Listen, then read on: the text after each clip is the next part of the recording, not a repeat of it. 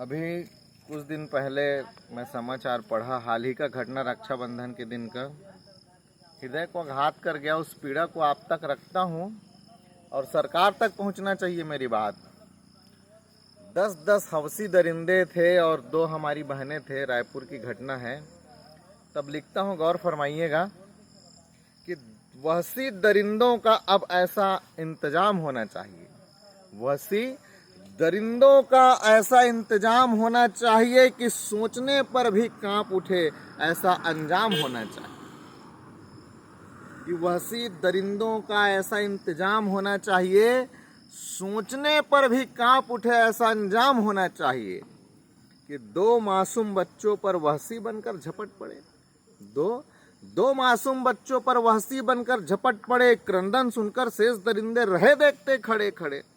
तो ऐसे दरिंदों की इज्जत नीलाम होना चाहिए, सोचने पर भी कांप उठे, ऐसा अंजाम होना चाहिए।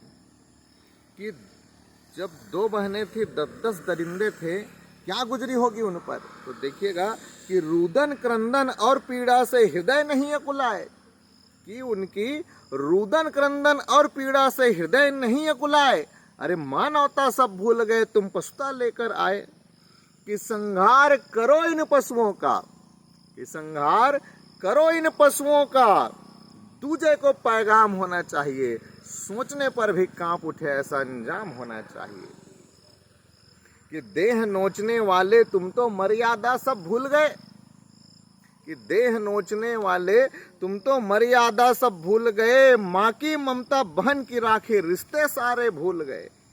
कि हवस के इन लुटेरों का, हवस कि इन लुटेरों का न सुबह न शाम होना चाहिए, अब सोचने पर भी कांप उठे, ऐसा अंजाम होना चाहिए। और राखी जैसे पावन पर्व पर ऐसे कुकृत्य, ऐसा अत्याचार की घटना होती है, तब 2 लाइन और जोड़ता हूं, सुनिएगा।